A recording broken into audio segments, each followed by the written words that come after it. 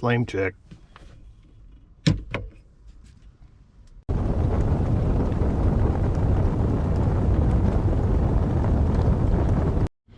Okay, so I thought I would go over, got everything wired up. These are those communication cables. So the two on the inside are tied together. You can't get them wrong because they're male and female, so they just kind of screw together like that.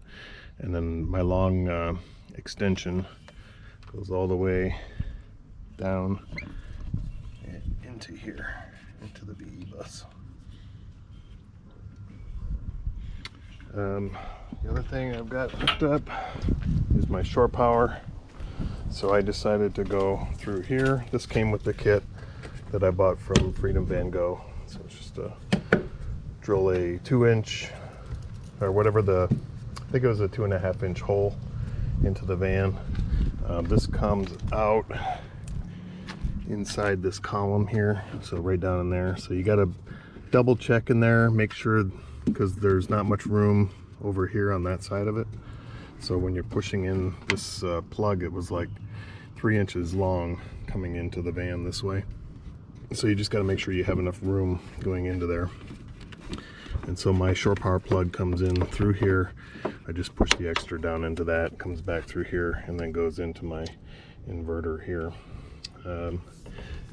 The shore power going to my distribution panel, so I just have 3 of these ring connectors on here. Always make sure that your rings on your ring connectors are the same size for the screw. You don't want one that's too big. Obviously if it's too small, it's not going to fit in there, but if it's too big, it can move around and you can get shorts, and it's not good. So here's my panel. This is a Paneltronics 72313. So it has a main coming in, and then it has 3 circuits. So I'm just going to have 3 main circuits, one to the induction cooktop, one to the front water heater, and also a to power my coffee maker. And then I'm going to have another in the bed here for charging the bikes. So the bikes use AC power. It's a 48-volt e-bike, so I need an AC power to charge them because I don't have a 48-volt system. So basically, yeah, this is the power. So my 3 circuits will be here. This was a little confusing at first, but the way that you hook it up is your main's coming off of your inverter here, going on these 3 here, and just match them to the color of the wire coming here. The way you can tell is the white goes through the breaker and comes to the bus bar, and this bus bar is for your 3 circuits. The black is your power, so the black comes in here, goes through the breaker, goes through the breaker.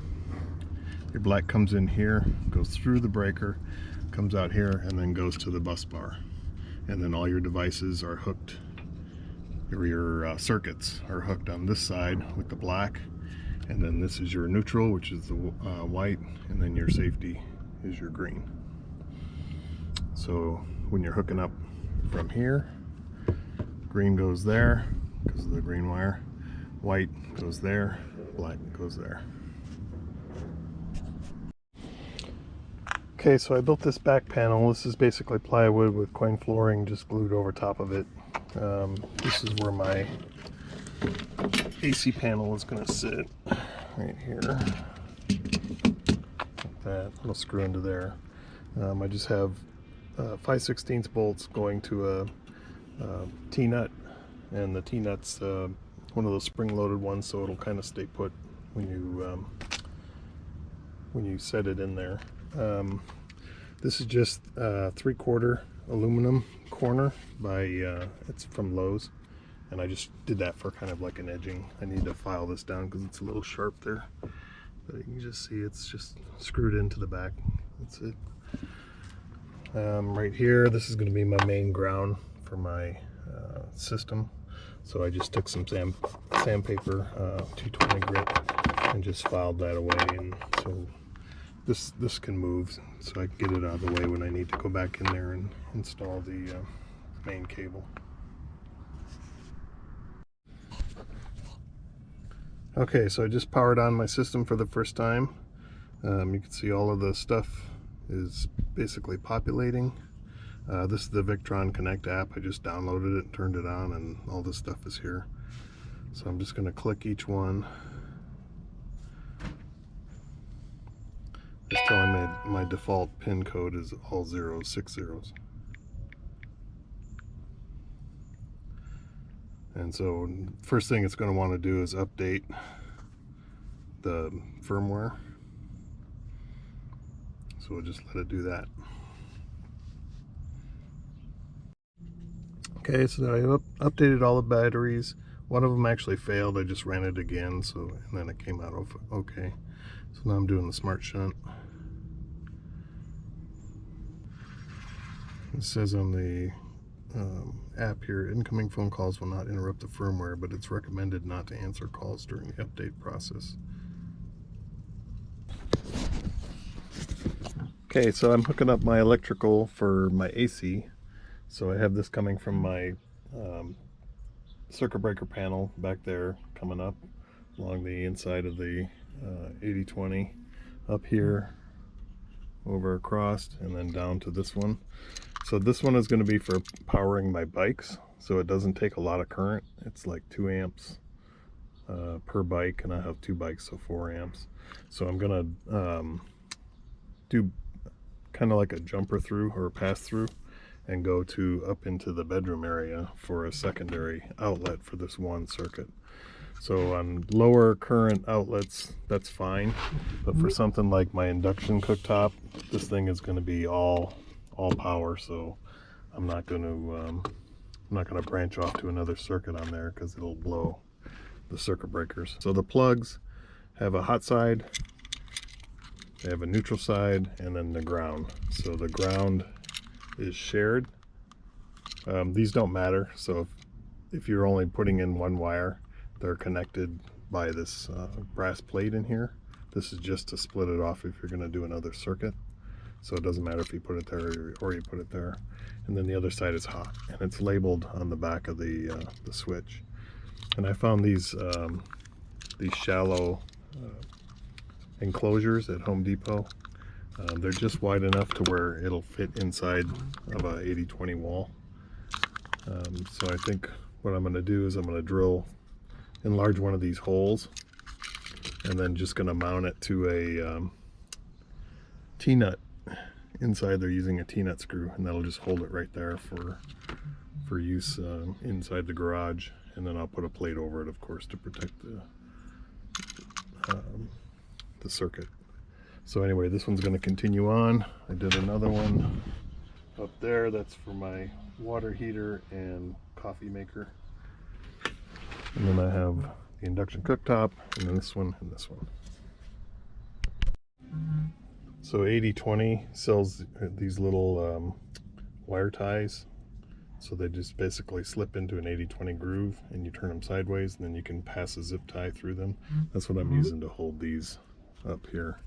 So it just goes inside, turn it 90 degrees, and now it's holding. So it doesn't lock, but it's good enough to hold wire in place. If it twists like that, it'll fall out, of course. But all right, so I got the panel installed.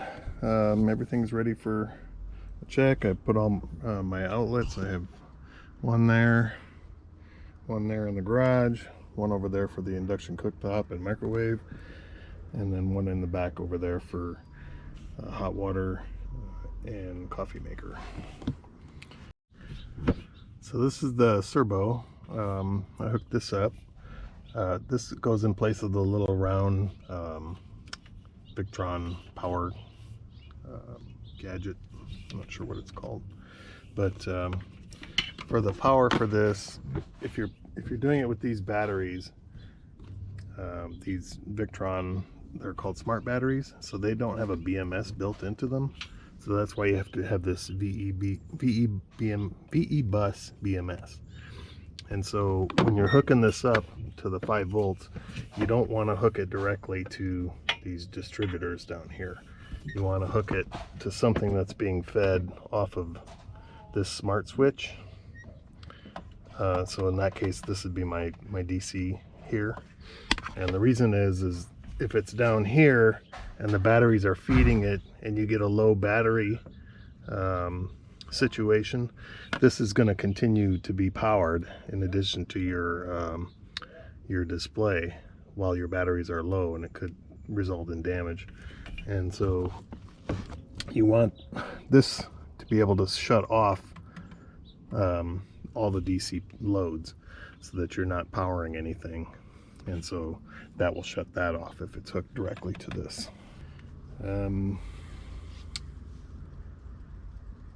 So I had these parts that were included in the kit, but for some reason when I hook them up they don't work. I don't know what it is.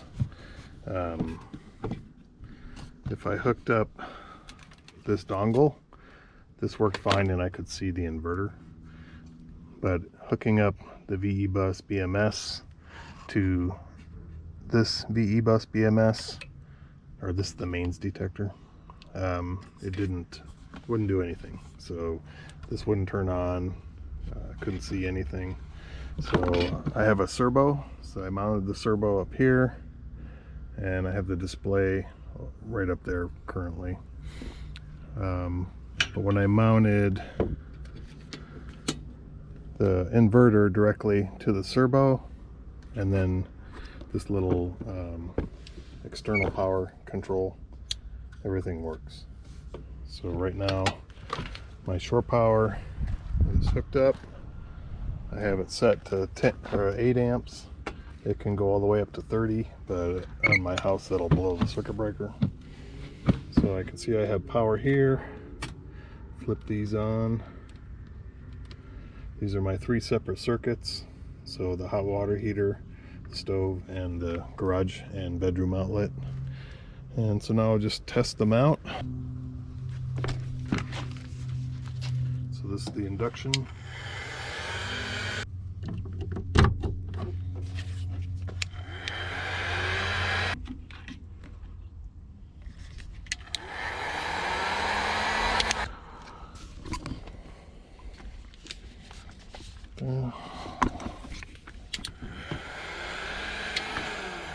So we have AC.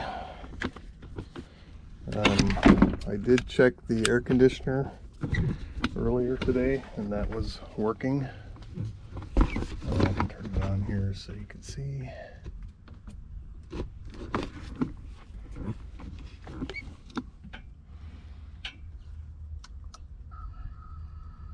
That's powered up. And it takes a little while for the compressor to kick in. Right now it'll just start with the fans. It's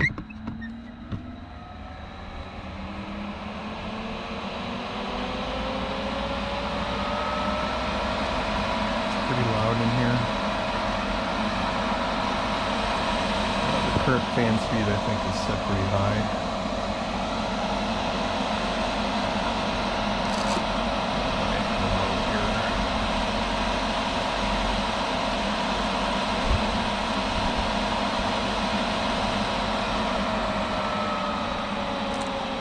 Yeah, that was max fan. Still waiting on the compressor.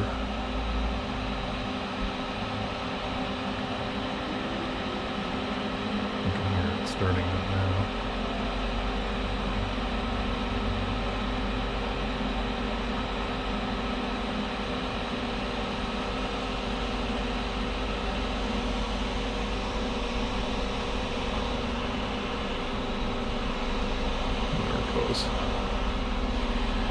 So it's kind of a cool day today, so it's not really a good test of how well it works, but it is on. And I do hear kind of a rumble. I'm not sure once I get the ceiling on if that'll reduce some. But yeah, it's working.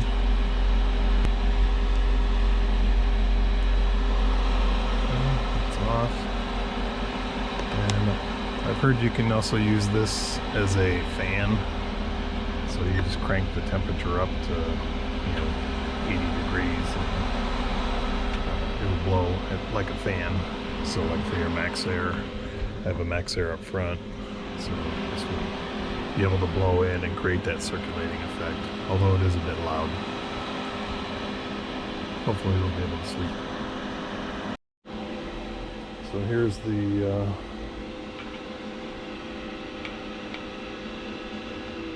servo display. Currently we're charging on shore power. That's just an 8 amp, so 180 watts. There's my 220 watts from grid. That's my inverter. These are my battery state, so 100%. These were fully charged when I got them.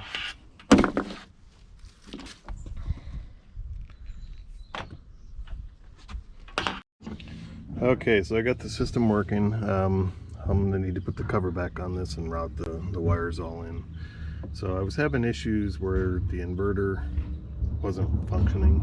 Everything else was working okay, but the inverter was giving me different things. So one of the first things I did was I upgraded the firmware on this.